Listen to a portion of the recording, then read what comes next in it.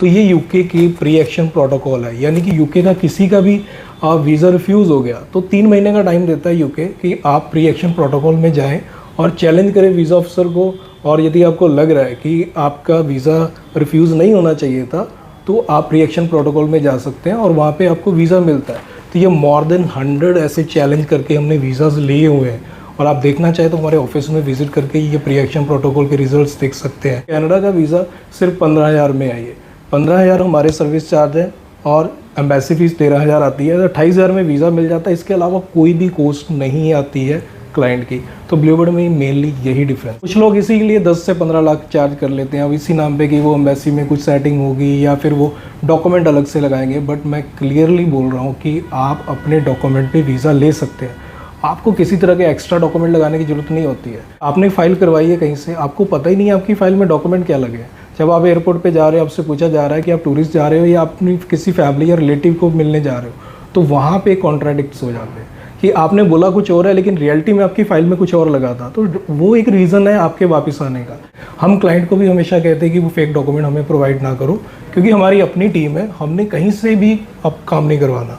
मेरे ऑफिस में जो भी काम होता है मेरे ऑफिस के अंदर होता है, यहीं पे सब काम प्रोसेस होगा, एवरीथिंग मेरी नज़र में रहेगा, किसी भी तरह की कोई एडिटिंग, कोई फेक डॉक्यूमेंट नहीं रहेगा। इंटरनेशनल ट्रिप जाने का सोच रहे हैं लेकिन वीज़ा कहाँ से लगवाएं, क्योंकि टूरिस्ट वीज़ा लगना भी इतना आसान तो नहीं होता। बहुत सी चीज़ें होती हैं, बहुत सी डॉक्यूमेंट्स होते हैं। आप लोगों को एक ट्रस्टवर्दी जगह भी चाहिए, सर्विस चार्ज भी कम चाहिए। तो आज मैं पहुंची हूँ करनाल के ब्लूबर्ड ओवरसीज़ में और जानते हैं यहाँ पर क्या कुछ सर्विसेज प्रोवाइड की जाती है, किस तरीके से जो है लोगों को जो है बाहर भेजा जाता है। और बहुत सी चीज़ें होती हैं, जैसे मैंने अभी बोला, किस तरीके से आप मैनेज कर सकते हैं उन चीज़ों को। तो हमारे साथ यहाँ पर आप लोगों को टूरिस्ट काउंसलर मिलेंगी सोनम। तो उनसे जानते हैं किस तरीके से यहाँ पर काउंसलिंग की जाती है, किस कंट्री में जाना चाहिए, कहाँ जगह जाना चाहिए, कहाँ रुकेंगे आप जाकर, ये सब चीज़ें आई थिंक यहाँ पर काउंसलिंग होगी। तो सोनम है हमारे साथ ब्लूबर्ड ओवरसीज़ से, उनसे बातचीत करते हैं। हाय सोनम। हेलो।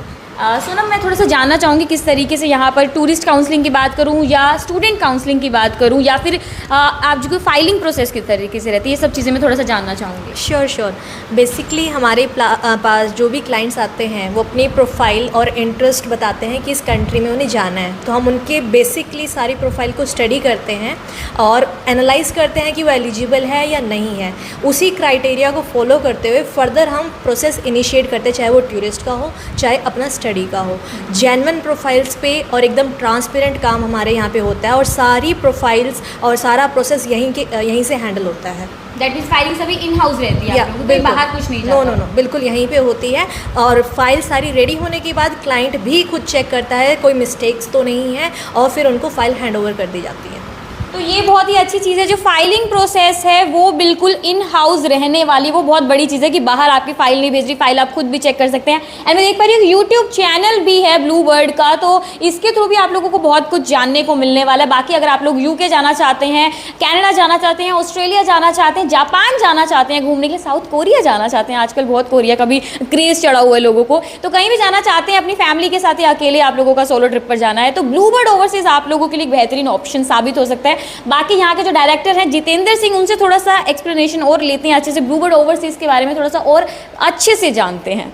अब मैं पहुंच चुकी हूँ ब्लूबर्ड ओवरसीज़ के डायरेक्टर जितेंद्र सिंह के पास। उनसे जानते हैं थोड़ा सा ब्लूबर्ड ओवरसीज़ के और क्या कुछ हम जान सकते हैं। और क्योंकि जिस तरीके से मार्केट में आप लोगों को पता है बहुत जो है कंपनीज हैं, बहुत इमिग्रेशन कंपनीज हैं जो टूरिस्ट वीज़ा प्रोवाइड करती हैं, लेकिन हम यहाँ पर ही क्यों आए? Hello sir. हेलो सर, क्या कुछ बताना चाहेंगे ब्लूबर्ड ओवरसीज़ के बारे में? और जैसे कि मैंने अभी बोला कि बहुत से लोग हैं जो टूरिस्ट वीज़ा प्रोवाइड करते हैं, आप में दूसरों से क्या कुछ अलग है? आपके पास ही जो लोग हैं क्यों आए? फर्स्ट ऑफ ऑल हमें इस लाइन में 9 ईयर हो चुके हैं और 9 साल का हमारे पास एक्सपीरियंस है। और वीज़ा के काम में सबसे जो इम्पोर्टेंट चीज़ होती है वो होती है ट्रांसपेरेंसी। यदि हम एप्लीकेंट को ट्रांसपेरेंट नहीं रख सकते और उसको पता नहीं है किसी चीज़ के बारे में, तो उसको बहुत प्रॉब्लम्स होती है। तो हमारी फर्स्ट जो प्रायोरिटी रहती है वो ट्रांसपेरेंसी रहती है, क्योंकि क्लाइंट को पता होना चाहिए कि उसका वीज़ा कैसे आया है। क्योंकि बहुत से डाउट होते हैं कि कई बार वीज़ा ले लेते हैं, उसके बाद वो घूमते हैं इधर उधर कि हमारा वीज़ा ओरिजिनल है कि फ़ेक है। बट हमारे यहाँ टोटली ट्रांसपेरेंट रहता है।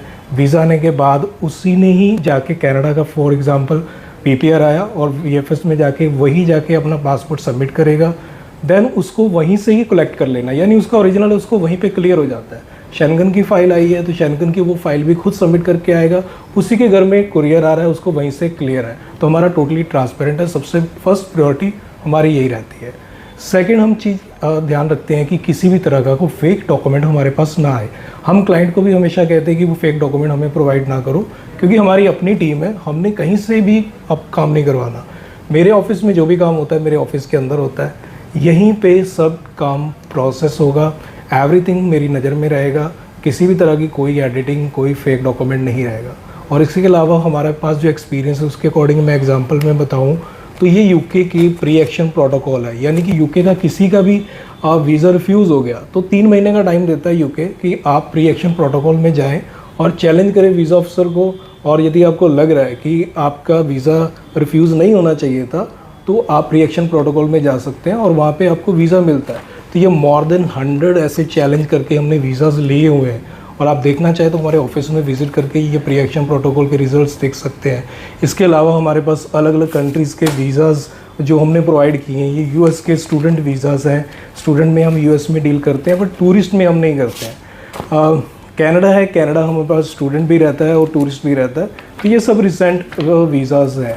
तो ये सब जो वीज़ाज़ हैं, और इसमें एक और ख़ासियत है कि कनाडा का वीज़ा सिर्फ 15,000 में आई है। 15,000 हमारे सर्विस चार्ज है और एम्बेसी फ़ीस 13,000 आती है, तो 28,000 में वीज़ा मिल जाता है। इसके अलावा कोई भी कॉस्ट नहीं आती है क्लाइंट की। तो ब्लूबर्ड में मेनली यही डिफरेंस है।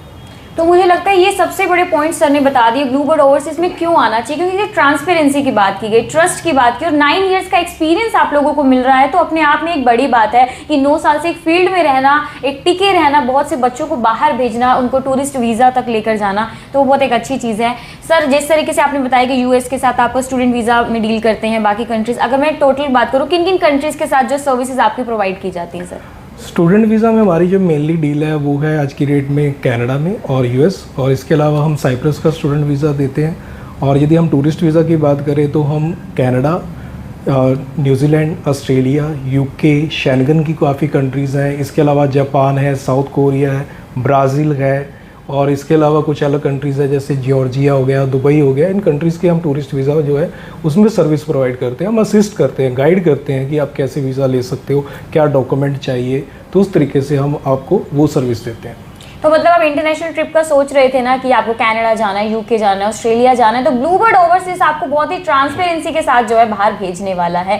सर आपने हमें ना बीच में बोला था कि जो आपके सर्विस चार्ज रहता है ना वीज़ा का 15,000 रहता है। मुझे तो लाइक मार्केट में मुझे ऐसे सुना है कि लाइक 10 से 15 लाख तक लोग लेते हैं, आप 15,000 तक सिर्फ कैसे मतलब फीस ले रहे हैं?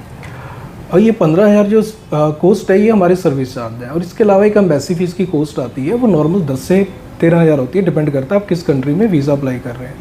बट टोटली कॉस्ट यही आने वाली है, इसके अलावा कोई कॉस्ट नहीं होती है।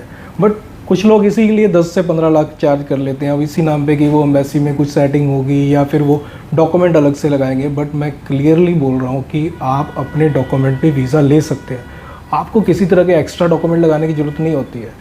आपको डाउट है कि आपके पास कम डॉक्यूमेंट, आपको वीज़ा नहीं आएगा, एक बार हमारे ऑफिस में विज़िट करें, हमारे काउंसलिंग से बात करें, हम आपको गाइड करेंगे क्या क्या डॉक्यूमेंट चाहिए। आप 3 से 4 महीने का टाइम लीजिए, 3 से 4 महीने का आपको टाइम मिलेगा, उसके बीच में अपनी फ़ाइल को प्रिपेयर करें, देन दोबारा हमारे पास विज़िट करें। हम 15,000 सर्विस चार्ज लेके आपकी फ़ाइल को अप्लाई करवा देंगे और आपका वीज़ा बड़े ईजिली उसमें निकल जाएगा, और इसमें प्रॉब्लम नहीं आती है। और इसमें वीज़ास भी आते हैं तो आपको 10 से 15 लाख लगाने की ज़रूरत नहीं होती। तो ये बहुत बड़ा डिफरेंस है, यहाँ पर सिर्फ 15,000 बोला जा रहा है सर्विस चार्ज और बाहर 10 से 15 लाख रहते हैं, तो एक बहुत बड़ा डिफरेंस है, कोई 15-20 हज़ार का डिफरेंस नहीं है, ये बहुत बड़ा है। तो मुझे लगता है एक बार आप लोगों को ब्लूबर्ड ओवरसीज ज़रूर आना चाहिए, काउंसलिंग आप लोगों को यहाँ पर प्रॉपर मिलेगी। वहीं सर अगर हम बातचीत करें ना कनाडा की, ये काफ़ी देखने को मिल रहा है कि वीज़ाज मिल जाते हैं, चाहे स्टूडेंट्स हैं या दूसरे लोग हैं, बट एयरपोर्ट पर जाकर उनको वापस भेज दिया जाता है। वो क्या रीज़न है कि इस तरीके से एयरपोर्ट से उन्हें वापस भेजा जा रहा है? हाँ, ये चीज़ काफ़ी बार हुई है। इसका एग्जांपल मैं 1 साल पहले का भी दूंगा कि जब न्यूजीलैंड ने काफ़ी वीज़ा इशू किए थे, उस टाइम पे भी ये सेम प्रॉब्लम न्यूजीलैंड की तरफ से भी आई थी। अब जब कनाडा ने बहुत वीज़ा इशू किए तब भी प्रॉब्लम आई। इसका सबसे बड़ा रीज़न होता है फेक डॉक्यूमेंट, कि आपने फ़ाइल करवाई है कहीं से, आपको पता ही नहीं है आपकी फ़ाइल में डॉक्यूमेंट क्या लगे हैं। जब आप एयरपोर्ट पर जा रहे हो, आपसे पूछा जा रहा है कि आप टूरिस्ट जा रहे हो या अपनी किसी फैमिली या रिलेटिव को मिलने जा रहे हो, तो वहाँ पर कॉन्ट्राडिक्ट्स हो जाते हैं कि आपने बोला कुछ और है लेकिन रियलिटी में आपकी फ़ाइल में कुछ और लगा था। तो वो एक रीज़न है आपके वापस आने का। जब आप जा रहे हो, आपको पता है आपके डॉक्यूमेंट क्या लगे हैं, आपके यूज़र आईडी पासवर्ड आपके पास है और आपकी सारी इन्फॉर्मेशन आपके पास है, आपने होटल बुकिंग प्रॉपर करा रखी है, रिटर्न टिकट आपके पास है, तो आपको कोई प्रॉब्लम नहीं आती है। मेरे पास से अभी काफ़ी जो ऐसे कैंडिडेट हैं जिन्होंने कनाडा का टूरिस्ट वीज़ा लिया, वो गए, उनको प्रॉब्लम्स नहीं आई है। तो मीन्स उनको पास सब document, user ID, password, everything उनके पास था, तो उनको इस तरह की प्रॉब्लम फेस नहीं करनी पड़ी है। आप जेन्युइन तरीके से एप्लीकेशन करते हैं तो ये प्रॉब्लम्स आपको फेस नहीं करनी पड़ेंगी और बड़े इजीली आप ट्रैवल कर पाएंगे। मतलब एयरपोर्ट से वापस आने का रीजन बड़ा ये है कि मतलब lack of documents and fake documents and lack of knowledge, जो क्लाइंट जो जा रहा है क्लाइंट नॉलेज भी नहीं होती है, तो ये रीजंस हैं वापस आने के जो एयरपोर्ट से भेज दिए जाते हैं। यस, बेसिकली यही रीज़न है, क्योंकि आप किसी कंट्री से वीज़ा ले रहे हैं और आपने पहले उनको कहा कि मैं अपनी फैमिली मेम्बर को विजिट करने आ रहा हूँ, और जब आपने ट्रैवल किया और आपसे पूछा कि आप क्यों आए, तो आप कह रहे हो कि मैं घूमने आया हूँ, और उसके बाद उन्होंने पूछा कि आपने तो बताया कि आप अपने फैमिली मेम्बर को मिलने आ रहे हो, तो आपको ये भी नहीं पता कि आपके फैमिली मेम्बर का नाम क्या है, और इवन आपके पास उनका कॉन्टैक्ट नंबर भी नहीं है, तो डेफिनेटली वो वापस ही करेंगे, वहाँ आपको रोकेंगे नहीं, वहाँ आपको एंटर होने की अलाउंस नहीं करेंगे। तो ये प्रॉब्लम बेसिकली आती ही उन्हीं को है जिनके पास अपनी इन्फॉर्मेशन नहीं होती है। और एक बड़ा रीज़न और भी हो जाता है कि मिस गाइडेंस, जैसे कि अभी लोग जाते हैं तो उन्होंने ये डिसाइड किया होता है कि मैं कनाडा जाऊँगा और वहाँ से वापस नहीं आने वाला, और वो क्या करते हैं कि सिंगल साइड की एक एयर टिकट ले लेते हैं और वापसी की टिकट लेते ही नहीं है। तो ये बेसिक रीज़न एक बन जाता है वहाँ पे, क्योंकि आपके पास रिटर्न टिकट ही नहीं है, आप पहले ही शो कर रहे हो कि आप वापस नहीं आने वाले, तो आपको एंट्री कैसे होने वाली है। तो एक सही गाइडेंस भी आपके लिए ज़रूरी होती है। वीज़ा लग गया लेकिन उसके बाद का जो प्रोसेस है वो भी आपकी नॉलेज में होना चाहिए, वो नॉलेज में नहीं होगा तो भी आप वापस आने वाले।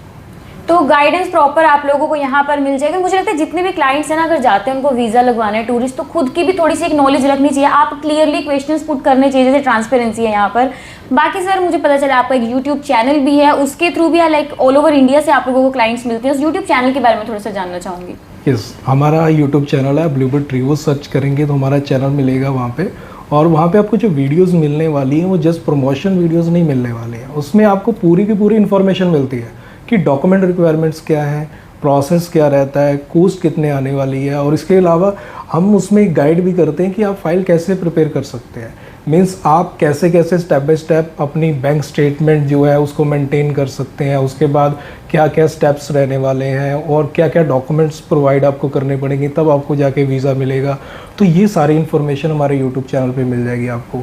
अब वहाँ पे ढेर सारी वीडियोस ऑलरेडी पड़ी हुई है, हम डेली अपडेट्स करते हैं वहाँ पे जो भी इन्फॉर्मेशन आती है, तो जिससे आप लोग अपडेटेड रहते हो। इवन कि आप वीज़ा के बाद ट्रैवल कर रहे हो तो आप उसमें से काफ़ी इन्फॉर्मेशन लेके आप ट्रैवल करो, आपको प्रॉब्लम्स नहीं आएगी। इवन वीज़ा अप्लाई करने जा रहे हो तो आपको काफ़ी इन्फॉर्मेशन वहाँ से मिलेगी जो आपके लिए काफ़ी हेल्पफुल होगी, और काफ़ी अच्छी चीज़ें वहाँ पे आपको सीखने के लिए भी मिलेंगी।